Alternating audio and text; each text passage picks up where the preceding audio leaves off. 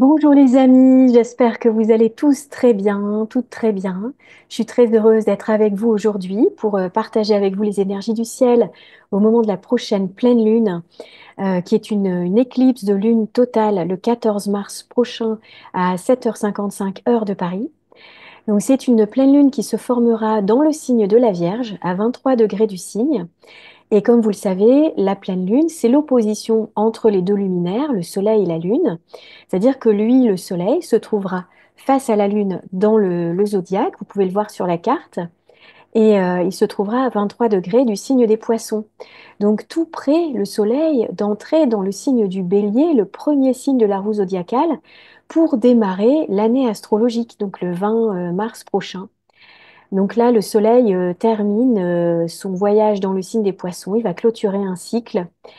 Et la pleine lune, qui se trouve à l'opposé, donc dans le signe de la Vierge, nous parle également d'un moment de bilan, un temps de centrage sur soi pour bien faire un bilan aussi bien physique, émotionnel, spirituel, et pour venir assainir, nettoyer, purifier sur tous ces plans ce qui a besoin d'être justement guéri, lavé, transmuté, alchimisé. Et donc, on va voir que effectivement, cette pleine lune, c'est un moment aussi de mise en lumière de cette conjonction à venir de Saturne et Neptune, qui commence à se former là, dans le signe des Poissons, et qui se formera précisément en Bélier. Au mois d'août, alors les planètes seront rétrogrades à ce moment-là, mais cette conjonction qui est, comment dirais-je, assez impactante, on va dire, très impactante cette année, eh bien, elle se reformera au mois de février 2026 également, précisément sur le 0 degré du Bélier. Et cette fois, les planètes Saturne et Neptune seront en mouvement direct. Donc, c'est ici l'annonce d'un tout nouveau départ sur le plan collectif, individuel. Ce nouveau paradigme dont on parle, eh bien, la préparation, je crois, à ce qui se passe en ce moment avec cette pleine lune dans l'axe de cette conjonction. Et puis également, on va voir que cette lunaison, cette pleine lune, hein, donc dans le courant de cette lunaison qui a commencé dans le signe des Poissons, le 28 février dernier, c'est une lunaison qui nous permet de vivre sur le plan collectif et sur le plan individuel un éveil massif des consciences, une prise de conscience qu'on est des êtres multidimensionnels et le fait de pour pouvoir passer un cap en termes d'évolution, puisque là cette année c'est ce qu'elle nous invite à vivre, hein. On change de paradigme, on change de niveau de conscience, on commence en tout cas vraiment là très activement à parvenir à un nouvel état de conscience. Mais si vous voulez, ça nous invite cette lunaison à nettoyer ce qui ne nous sert plus sur le plan de nos souffrances, des mémoires qu'on a, qu'on porte encore en nous, et qui nous entravent dans cette pleine réalisation de qui on est vraiment, plus aligné avec notre âme. Et vous voyez ce soleil qui transite en poisson, alors on va venir hein, sur cette pleine lune en vierge, hein. Je vais vous parler des énergies de la vierge parce que c'est très important, mais juste pour venir, pour refaire un petit bilan là, de cette lunaison pardon, en poisson, c'est que ce soleil-là, dans ce signe, en fait, le soleil, c'est comme un personnage, hein, c'est nous, c'est notre place, c'est notre rayonnance, c'est notre rayonnement, c'est notre mission de vie, ce qu'on a envie de faire vraiment pour s'épanouir, pour déployer hein, ce soleil intérieur. Eh bien, je dirais que c'est un temps qui nous permet d'observer dans l'ensemble, hein, la vue d'ensemble du signe des poissons, la vision globale. Ça nous permet d'observer notre vie avec une vue un petit peu plus haute, avec plus de hauteur et de nous relier davantage à cette part de nous qui est reliée à notre âme. Hein, c'est ça, donc à notre idéal de vie, à ce pourquoi on est là concrètement, mais vraiment dans un sens profond, quoi. Hein, pourquoi on s'est incarné. Et cette lune en vierge, là, ici, ben, c'est le juste équilibre à trouver entre, on va dire, cet idéal et le moyen de le concrétiser. Alors pour ça, ben, il y a peut-être encore, on va dire, une forme de nettoyage à faire. hein, une invitation à purifier. Le signe de la Vierge, c'est le grand purificateur, c'est un signe guérisseur avec des méthodes naturelles, principalement, bien sûr, mais on est entre le corps et l'esprit, là, et puis l'âme. On est vraiment dans un axe avec la Vierge qui est plus relatif au corps, c'est un signe de terre, et le signe des poissons qui nous parle davantage de notre âme. Ben là, on est dans ce juste équilibre à trouver entre les deux, dans un temps de nettoyage, de bilan, mais aussi d'assainissement et de guérison. Et c'est vrai qu'avant que le soleil, je le disais juste avant, que le soleil entre dans le signe du bélier, au moment de l'équinoxe, hein, donc là, ça va être la dernière pleine lune avant l'équinoxe, qui est un grand portail énergétique également. Donc là, c'est une éclipse. On aura la prochaine nouvelle lune qui sera également une éclipse. Donc on entre dans un moment, on va dire, intense, où on peut se libérer de ce qui ne nous sert plus, hein. On va fermer des portes, concrètement, pour en ouvrir de nouvelles. Et ça passe par un lâcher-prise, le soleil en poisson, une acceptation, du pardon, pourquoi pas, pardonner à soi-même, aux autres, et puis un temps de préparation, de bilan, notamment d'assainissement en fait de notre vie en général. C'est un excellent moment, on va voir, je vais venir un petit peu à cette lune dans le signe de la Vierge, mais c'est un excellent moment pour débarrasser, entre guillemets, sa maison, son bureau, ses placards. Et puis, alors ça, c'est sur le plan concret, mais sur le plan symbolique aussi, de vraiment venir observer ce qu'on a besoin de débarrasser, de vider, de lâcher, en fait, pour laisser la nouveauté entrer au moment où le soleil entrera en bélier, et ensuite où on aura cette nouvelle lune avec éclipse, éclipse de soleil en bélier, le 29 mars prochain. Je rappelle également que la planète Neptune, qui maîtrise le signe des poissons, donc la planète, bien sûr, de notre idéal, du lien avec notre dimension infinie, avec le divin en chacun de nous, avec notre dimension spirituelle, avec nos rêves, hein, c'est toutes nos parts de rêve, nos parts intuitives, hein, c'est nos cinq sens spirituels, on va dire, hein, nos cinq sens qui complètent les cinq sens que sont l'ouïe, l'odorat, le toucher, la vue, voilà, le goût. Et bien là, c'est l'inspiration, c'est les émotions, c'est, comment dirais-je, l'intuition, hein. La conscience, c'est ces sens-là qu'on est amené à aiguiser davantage, à écouter et à exercer davantage, parce que plus on exerce son intuition, plus on écoute les synchronicités, plus on se relie à nos guides, hein, nos guides intérieurs, et puis nos guides, nos anges, ceux en quoi vous croyez, à Dieu, eh bien, plus on se relie à cette part de nous, plus on peut avoir confiance en la vie. Et je crois que ces planètes dans le signe des poissons nous invitent vraiment à nous connecter à cette part de nous pour s'abandonner au courant divin, faire confiance. Ça ne veut pas dire ne pas agir, hein, quand je dis ça, mais ça veut dire peut-être se relier à une part de nous en faisant confiance, quoi, en écoutant davantage cette part intuitive qui nous guide, et notre cœur aussi, et nos émotions, hein, tous ces cinq sens spirituel, en gros, que j'ai évoqué avant.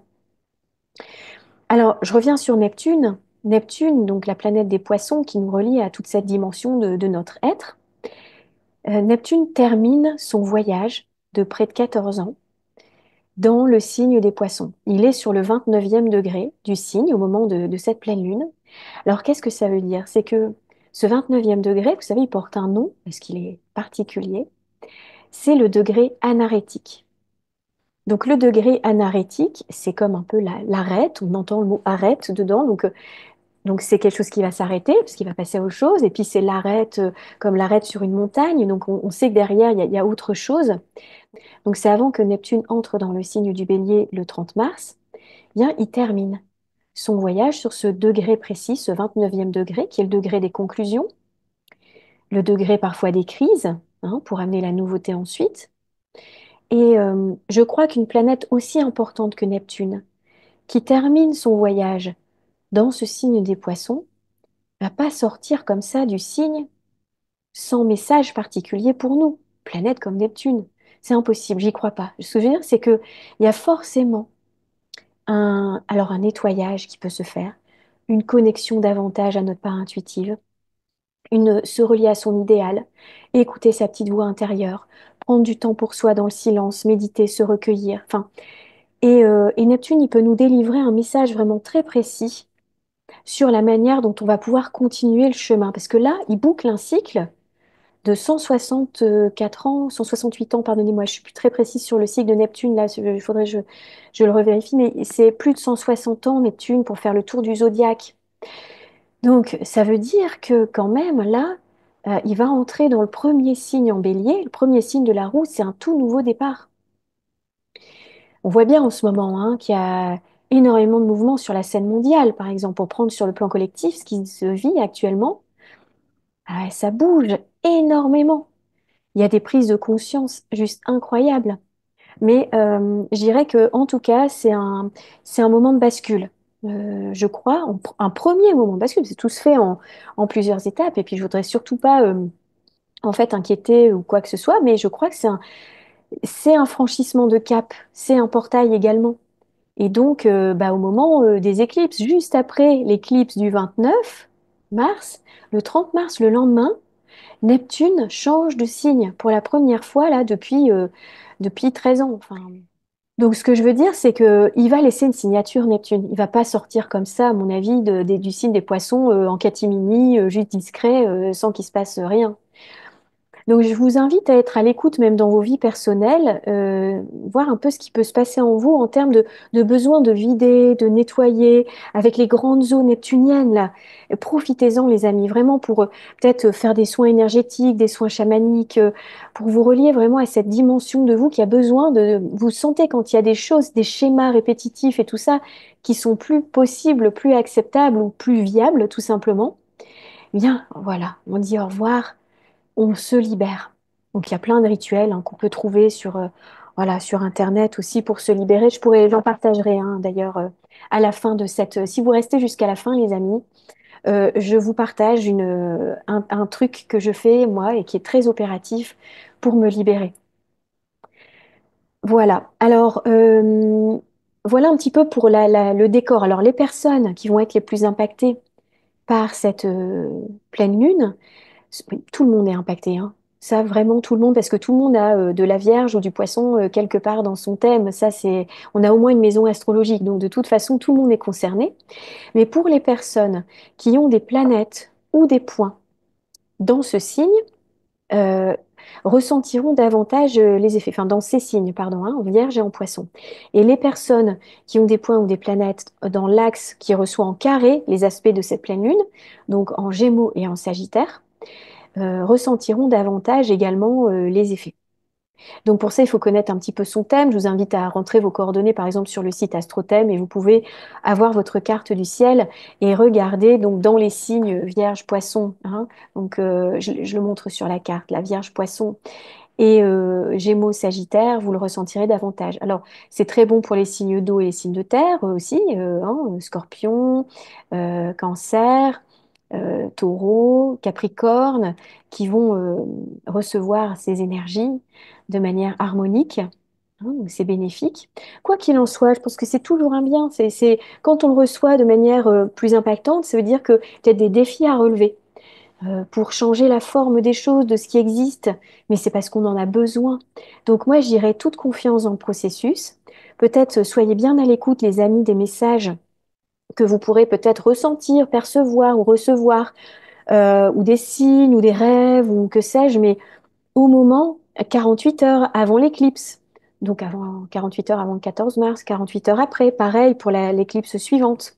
Et pendant le portail, enfin pendant excusez-moi, l'entre-deux éclipses, le couloir, cherchez le mot, entre les deux éclipses, eh bien là aussi, il peut se produire des choses, alors soit dans le subtil, soit en concret, qui vont porter leurs fruits sur les 6 mois qui suivent. Une éclipse porte, bien sûr, bah, au moment de l'éclipse, hein, ce qui peut se produire, c'est important, mais les effets se produisent sur les 6 mois qui suivent. Donc jusqu'aux prochaines éclipses qui seront presque à l'automne, hein, donc juste avant l'automne, en septembre prochain. Et quand ça touche en plus un luminaire, donc le soleil ou la lune, donc le soleil par exemple, eh bien, les effets porteront sur un an. C'est une portée un petit peu plus importante quand ça touche votre soleil ou la lune, hein, les luminaires. Voilà les amis. Donc il y a un point milieu.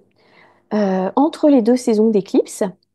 C'est-à-dire que c'est un point de dynamique, de mise en action, de potentielle évolution entre les deux saisons d'éclipse. Donc là, ça sera donc avril, mai, juin, pardon, je compte sur mes doigts. Donc au mois de juin, on va se trouver dans l'entre-deux, entre deux saisons d'éclipse. Et là, c'est un point marquant, très évolutif souvent. Alors, on verra que le mois de juin, en plus, c'est un mois important parce qu'on va avoir le carré de Saturne à Jupiter. Mais bon, on en reparlera. Euh, voilà les amis, alors je fais un peu de l'impro aujourd'hui. Enfin de l'impro, non, c'est pas vrai parce que j'ai préparé cette vidéo, mais j'ai décidé de me laisser porter un peu plus par mon intuition et de canaliser en fait. Là, je suis en train de canaliser ce que je vous dis. Donc moi aussi, j'essaye d'écouter davantage mon intuition et de me faire un peu plus confiance encore dans mon approche en fait et dans les guidances que je vous propose. Toujours basé bien sûr hein, sur l'astrologie, mais en laissant le flux là intuitif me guider dans ce que je vous partage. J'espère que ça résonne pour vous les amis. Et si ça vous convient comme ça, bah, je vous invite à laisser en commentaire peut-être votre ressenti, me dire voilà ce que vous en pensez. Alors, donc cette pleine lune en Vierge. Ça sera aussi le moment de regarder alors les énergies du signe hein, de la Vierge, on va regarder là tout de suite. Et ensuite, je vous parlerai des planètes en rétrogradation, donc Vénus, qui est déjà rétrograde depuis le 2 mars dernier jusqu'au 13 avril, la planète de l'amour, des relations, de nos valeurs, de l'argent, du matériel et Mercure, qui se trouve également dans le signe du Bélier au moment de cette pleine lune et qui va rétrograder à partir du 15 mars, et ce jusqu'au 7 avril, sachant qu'il va rétrograder sur une partie des mêmes degrés que Vénus. Voilà, entre le Bélier et le signe des Poissons, exactement là où on va avoir la conjonction Neptune-Saturne sur la fin des Poissons et le début du signe du Bélier. Donc, vous voyez tout ça, hein, ça fait partie de la magie de cette mécanique du zodiaque, cette perfection hein, de cet outil sacré qui est l'astrologie. Et, euh, et donc, je pense que ça va être une période vraiment importante, ce mois de mars, début avril, pour écouter vraiment à l'intérieur de soi les messages. Je reviens un petit peu après sur Vénus et Mercure rétrograde. On va faire un focus sur la pleine lune en Vierge pour voir ce qu'elle nous invite à vivre potentiellement. Alors, donc comme je disais, c'est une éclipse. Alors une éclipse, c'est un portail énergétique à vivre, je crois, en conscience qui nous permet de libérer l'ancien pour accueillir la nouveauté. Donc souvent, c'est le point de départ de beaucoup de nouvelles choses dans notre vie, de prise de conscience et un moment idéal pour poser également des intentions, faire des vœux et agir en conséquence, bien sûr hein, sur ce qui est vraiment aligné avec nous. Donc voilà, dans les pensées, les émotions. Donc on va venir un petit peu plus là sur cette pleine lune dans le signe de la Vierge. Alors ce signe-là, c'est un signe qui recherche toujours à être dans la perfection, qui aime, qui a le sens du détail, qui a besoin d'assainir, de purifier tout dans la vie. C'est-à-dire que c'est aussi un grand signe de guérison, hein, c'est une guérisseuse. On est dans un grand signe de service qui aime se dévouer, rendre service aux autres, se sentir utile auprès des autres. Donc c'est un signe qui nous invite également à faire le ménage, à remettre de l'ordre dans nos vies. Et pour ça, bah, elle nous aide, la Vierge, à faire le tri dans ce qui ne nous sert plus, des habitudes familières, des schémas, des relations, euh, un travail, des activités, peu importe. Mais là où vous sentez qu'il y a un tri à faire et que vous avez besoin peut-être de vous libérer de l'ancien, hein, de faire le bilan pour démarrer bientôt autre chose, ben c'est vraiment le moment de le faire, d'assainir sa vie, d'améliorer sa vie. C'est aussi une grande organisatrice, la Vierge. Elle aime planifier, organiser, et pour elle, c'est important parce que ça la rassure. C'est rassurant en fait de d'organiser prévoyant. Donc c'est un signe très concret également, un signe concret qui a besoin de pragmatisme et qui est aussi beaucoup dans l'idée d'être productif. Non, il y a l'idée comme ça d'être assez travailleur, productif. C'est un signe qui est à l'aise avec la littérature, l'écriture, la culture, qui a besoin de cultiver son esprit et aussi de prendre soin de son corps, de l'hygiène de vie, de sa santé. Donc, il se peut qu'il y ait des questions de santé, d'hygiène de vie qui s'invitent là. Alors, ça peut être juste passer par un assainissement, en gros, de ses habitudes alimentaires, de certaines habitudes toxiques qu'on pourrait avoir dans sa vie. Possiblement, eh bien, reprendre des habitudes saines, parce que la Vierge, elle s'épanouit dans les habitudes, dans la discipline. Plutôt que dans les habitudes, enfin, on peut considérer que c'est une habitude, mais dans une forme de discipline saine. Donc, si ça vous parle, les amis, peut-être c'est important parce que pour passer cette année là où là, il y a quand même beaucoup de planètes qui changent de signe, il y a beaucoup de changements d'énergie et tout ça. Et je pense que moi, ce que j'entends, c'est que pour rester vraiment aligné, pour rester dans un taux vibratoire suffisamment élevé pour attirer une meilleure réalité à soi, et pour se sentir juste bien, pour être dans un bien-être, ben, la Vierge se soucie de ce bien-être. Et ça passe par le corps, par l'esprit aussi, bien sûr. Donc d'assainir même au niveau émotionnel, de venir voir là où on a des émotions qui peuvent nous perturber parfois. Est-ce qu'il y a des situations qui viennent perturber nos émotions? Est-ce qu'on a des pensées aussi? Les pensées, on est chez Mercure quand même en Vierge. Est-ce qu'on a des pensées qui peuvent être négatives, toxiques? Est-ce qu'on peut faire le tri? Dire stop, ne pas laisser entrer ça? Donc l'alimentation en général, les nourritures, sur tous les plans, c'est assainir ça pour justement monter, nous aider à monter notre taux vibratoire et attirer à soi de meilleures situations, de meilleures relations, une vie qui nous correspond davantage, enfin, qui correspond davantage à notre idéal qu'on visualise, qu'on visionne comme ça en poisson. Vous voyez un peu cet équilibre à trouver entre l'idéal et puis faire les choses concrètes pour pouvoir matérialiser, manifester davantage nos rêves. Voilà les amis. Donc moi je trouve que c'est une magnifique pleine lune pour venir clôturer les chapitres, d'autant qu'on a les éclipses dans cet axe-là, pour prendre soin de soi, de sa santé psychique, physique, émotionnelle, spirituelle. Hein, c'est sur tous les plans. Et on voit que cette pleine lune est très bien reliée à Mars, qui se trouve justement chez la Lune en Cancer. Euh, donc c'est un Mars qui agit en fonction de ses émotions aussi là et qui va soutenir eh bien la Lune en Vierge. Donc Mars, bah, c'est l'action, c'est le conquérant, c'est le battant, c'est celui qui va de l'avant, le dynamique, le leader en chacun de nous, celui qui a vraiment envie d'aller de l'avant. Donc cette formidable énergie de Mars qui est du coup repartie en mouvement direct le 24 février dernier, bah, ça y est quoi, on peut commencer on va dire à avancer davantage à un rythme plus soutenu. Et Mars, c'est la planète du Bélier, où va entrer le Soleil très prochainement, donc après cette pleine lune, bah, une petite semaine après cette pleine lune, le 20 mars pour l'équinoxe. Donc, je dirais que il y a quand même une part de cette lunaison qui va nous proposer, nous inviter à être plus dynamique et on va ressentir peut-être un nouveau dynamisme, un élan qui va commencer à arriver de plus en plus. Donc ça, c'est une très belle ressource, ce Mars, hein, qui est vraiment bien relié en plus aussi à Saturne. Saturne qui se trouve en Poisson conjoint au Soleil.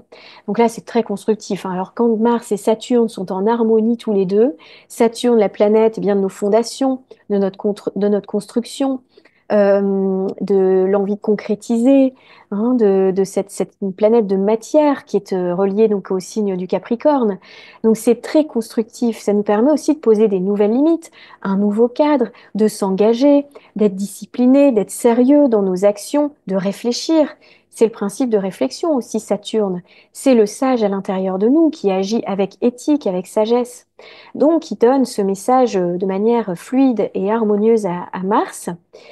Voilà. Alors, on a quand même, en reparlant donc de Saturne, il est conjoint au Soleil et il est opposé à la pleine Lune.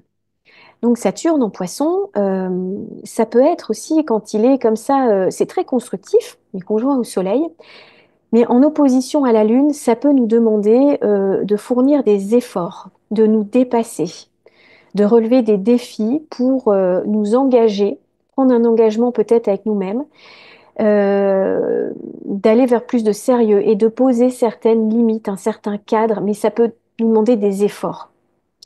Vous voyez le sens du devoir.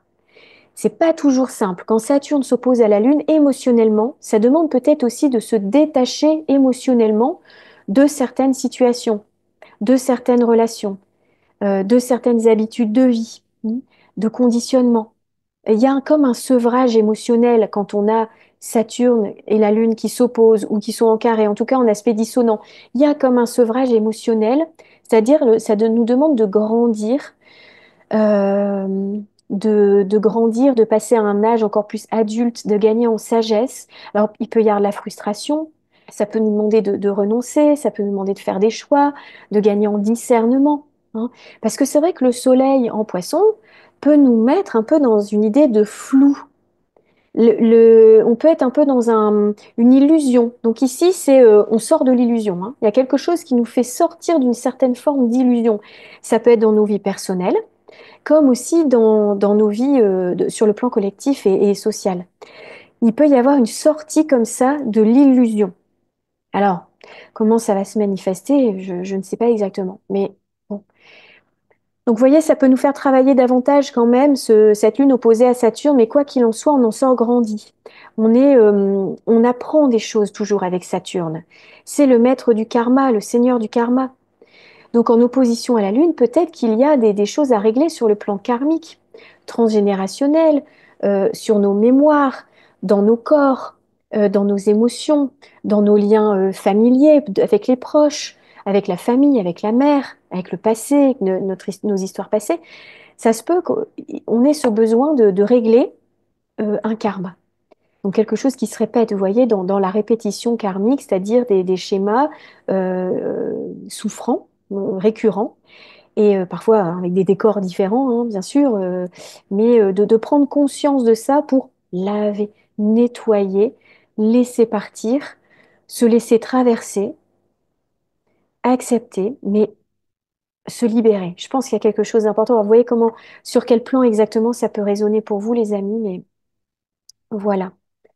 Euh, Alors, on a donc la Lune qui est très bien et le Soleil qui sont très bien reliés également à Uranus.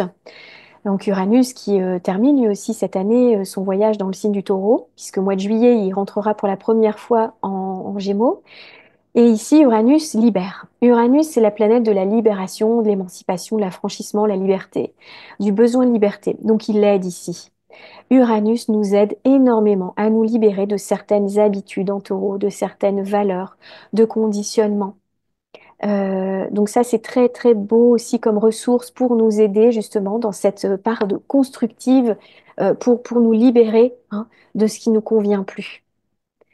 Voilà les amis. Alors, on va faire un petit point pour terminer cette vidéo sur Vénus rétrograde. Donc, j'en ai déjà bien parlé dans la dernière vidéo. Je ne vais pas faire trop long, c'est juste pour reposer un peu les choses. Et sachant que c'est quand même un moment très important, puisque à son tour, Mercure, la planète de la pensée, de la communication, de nos outils de communication, des moyens de transport, de nos petits déplacements, la mobilité, de tout ce qu'on apprend, de notre compréhension du monde, Mercure va rétrograder en même temps que Vénus. En plein cœur de rétrogradation de Vénus, Mercure rétrograde sur une part des mêmes degrés que Vénus.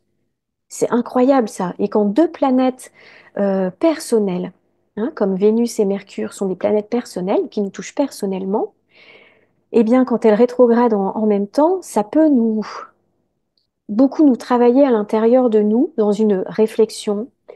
Euh, c'est comme un temps suspendu de bilan, d'intégration, d'exploration intérieure pour trouver, lorsque les planètes repartent en direct, donc le 7 avril pour Mercure, le 13 avril pour Vénus, de trouver des nouvelles solutions. C'est comme un réencodage intérieur, cette rétrogradation, hein.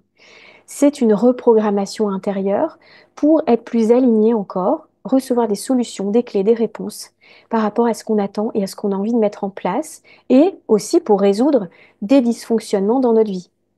Donc en lien avec les symboliques de Mercure et de Vénus. Donc Mercure, comme je vous l'ai dit, hein, la pensée, la communication, la parole, les écrits, les petits déplacements, la mobilité. Il peut y avoir des discussions aussi qu'on a envie d'avoir ou des choses dont on prend conscience dont il faut parler. Peut-être aussi notre manière de nous informer peut changer également pendant cette période. On peut découvrir d'autres voies, d'autres chemins, d'autres directions à prendre. Et Vénus, ben, c'est sur le plan surtout relationnel, sur le plan des valeurs, sur donc le plan relationnel affectif, hein, le plan des valeurs, sur toutes nos valeurs, la valorisation de soi, les valeurs matérielles, immatérielles également, les plaisirs de la vie, l'image de soi, donc la beauté, hein, l'art aussi, la créativité. Et donc Vénus, quand elle rétrograde comme ça, c'est c'est un temps pareil de bilan, d'intériorisation, de réencodage, de reprogrammation de tout ça. Alors, on peut se poser la question, est-ce que cette relation est juste pour moi? Comment je peux améliorer mes relations? Qu'est-ce que j'attends de mes relations? Comment moi, je peux changer à l'intérieur de moi? Bien sûr, parce que tout part hein, de l'intérieur de soi. Donc, qu'est-ce que j'ai à changer dans mes schémas affectifs? Qu'est-ce que peut-être j'ai à travailler, retravailler, libérer? Et puis, sur le plan des valeurs également. Comment peut-être je peux me valoriser davantage? Comment je peux m'aimer plus? Aimer plus autour de moi aussi, être plus dans créer de nouveaux liens affectifs avec les autres, puisque Vénus, elle est quand même en bélier, donc c'est la nouveauté. Comment créer des nouveaux liens, entrer d'une nouvelle manière en lien avec les autres, ou créer de la nouveauté dans sa vie affective, amoureuse, dans ses valeurs aussi. Vous voyez, ce temps-là, voyez comment ça peut résonner en vous. Et donc, Vénus rétrograde, c'est 6 semaines. Donc, si c'est 6 semaines comme ça, c'est parce qu'on a besoin de ce temps, le temps de compréhension intérieure profonde. Voilà, les amis. Donc, je dirais que c'est une lunaison qui est très importante, ou aussi c'est important la lune en Vierge me fait penser à ça, parce que j'ai peut-être pas formulé ça tout à l'heure, mais de dire aussi, je suis suffisamment bien comme je suis. Parce que parfois, on a tendance à se dévaloriser, à mettre la barre très très haut. Et la Vierge, parfois, elle est perfectionniste, vous savez, et donc elle est très exigeante, possiblement, et du coup, on peut être très exigeant parfois avec soi ou se soucier un petit peu trop des détails. Le soleil en poisson nous invite un peu à lâcher prise, à accepter ce qui est, à s'accepter aussi soi comme on est, sans tout le temps vouloir chercher la perfection.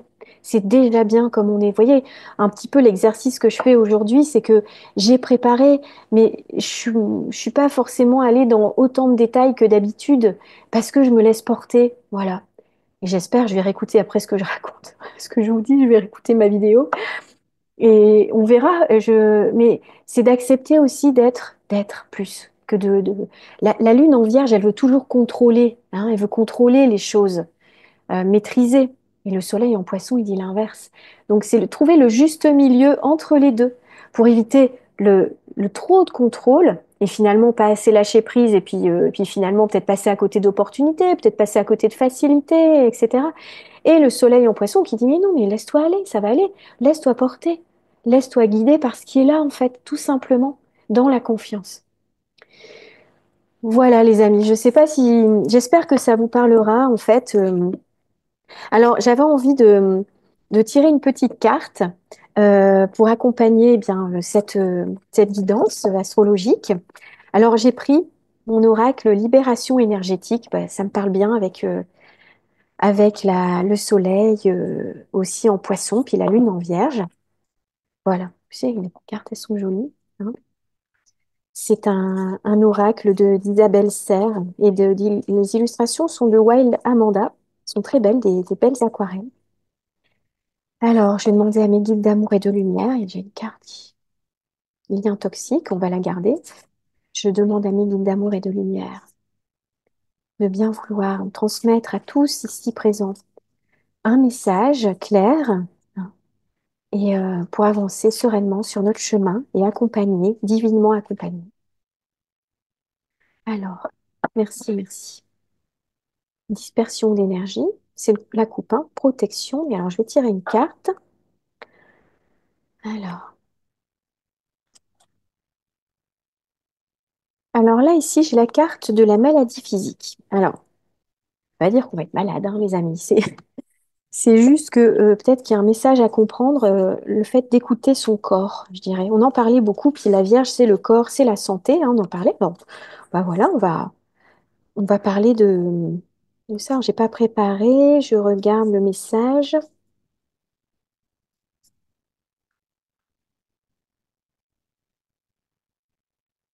Voilà, maladie physique. Alors, apprendre toujours avec du recul, hein, les amis. Hein, juste, je crois que c'est plus de se soucier de son corps. C'est vraiment ce que j'entends là dans ce que je peux canaliser comme information. Donc, ton corps physique est très fatigué. Potentiellement, peut avoir été fatigué. Et tu peux avoir des maux et des soucis de santé, actuellement ou passés. Tu dois prendre soin de ton corps physique avant de travailler sur le reste de tes énergies et avant de travailler sur tes capacités et tes compétences.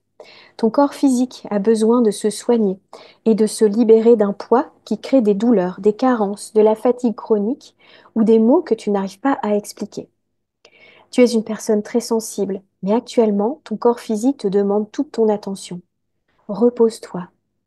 Tu peux aussi faire une cure de vitamines et de minéraux. Prends le temps d'entendre et de comprendre les signes que ton corps t'envoie. Ton corps physique te parle actuellement et te montre que l'ensemble de tes organes n'est pas toujours connecté. Prends le temps de comprendre ce qui affecte ton corps de façon négative pour ensuite mettre en place des changements et retrouver ta vitalité, ton dynamisme. On est dans l'axe de la santé, Vierge Poisson, hein, c'est vraiment ça. Alors, la méthode qui est proposée ici, c'est intéressant, c'est la musique. Tu es une âme qui est très sensible à la musique et la libération émotionnelle va s'effectuer à l'aide de la musique. Donc les fréquences hein, vibratoires aussi, cela peut être par des musiques que tu écoutes quotidiennement et qui te permettent de te connecter avec toi-même. Cela peut être de la musique en lien avec des tambours, des mantras, le bruit des vagues, le chant des baleines, des fréquences, hein, je disais aussi. La musique a un lien très spécial avec tes énergies. La musique, d'ailleurs, c'est relatif au signe des poissons, hein, là où est le soleil, où se trouve Neptune, sur le dernier degré. C'est le signe de la musique, hein, de l'écoute aussi, Neptune. Donc, Euh, la musique a un lien très spécial avec tes énergies et cela te permet d'être dans un nettoyage énergétique efficace. Tu vas recevoir des signes pour te guider vers la musique qui est bénéfique pour tes énergies. Si tu entends toujours une même musique, on t'invite à bien te focaliser sur les paroles qui ont un message potentiel important pour toi. La musique fait vibrer ton âme et amplifie ta lumière intérieure. Voilà les amis. Et puis juste avant de demander à mes guides un message, eh ben, il y a cette carte qui est tombée. Donc, c'est les liens toxiques à couper potentiellement. Peut-être qu'il y aurait pour certaines personnes des liens, voilà, ou des situations avec lesquelles on va avoir besoin de poser un acte, hein, de couper ou voilà, de s'éloigner potentiellement. C'est possible aussi. De faire un tri et relationnel. J'aime pas trop ce mot, c'est pas très joli, mais la Vierge où se trouve la pleine lune, c'est aussi le signe du tri, hein, j'en parlais dans les relations, tout ça peut-être, voilà, qui sera nécessaire pour certains, hein, pas pour tout le monde, mais voilà, de venir travailler sur couper des liens, voilà. Ou pas forcément couper un lien, mais couper ce qu'il y a toxique dans le lien. Hein, garder le lien, mais enlever, demander de se libérer de ce qu'il y a toxique dans le lien. Voilà les amis, je suis ravie d'avoir partagé cette vidéo avec vous. Je vous souhaite le meilleur pour cette saison d'éclipse à venir, pour cette pleine lune. Et je vous souhaite de vivre votre idéal, de pouvoir le concrétiser très prochainement, ce printemps, cet été. Si vous avez trouvé cette vidéo intéressante, je vous invite à la liker, peut-être à la partager si vous avez envie de le faire. Et surtout, merci infiniment pour tous vos commentaires. Vous êtes vraiment, je me dis, j'ai une communauté mais adorable. Quand je lis vos messages, je suis touchée à chaque fois. J'y suis très sensible et je vous remercie infiniment d'être présent et de m'envoyer à chaque fois ces petites pensées parce que ça me montre que vous êtes là et ouais, ça me touche beaucoup. Merci infiniment, les amis. Je vous souhaite le meilleur. Je vous retrouve très prochainement pour bien l'éclipse à venir, l'éclipse de soleil du 29 mars. Et je vous dis à très bientôt. Je vous embrasse bien fort. Je vous envoie plein d'amour, plein de lumière. Prenez soin de vous.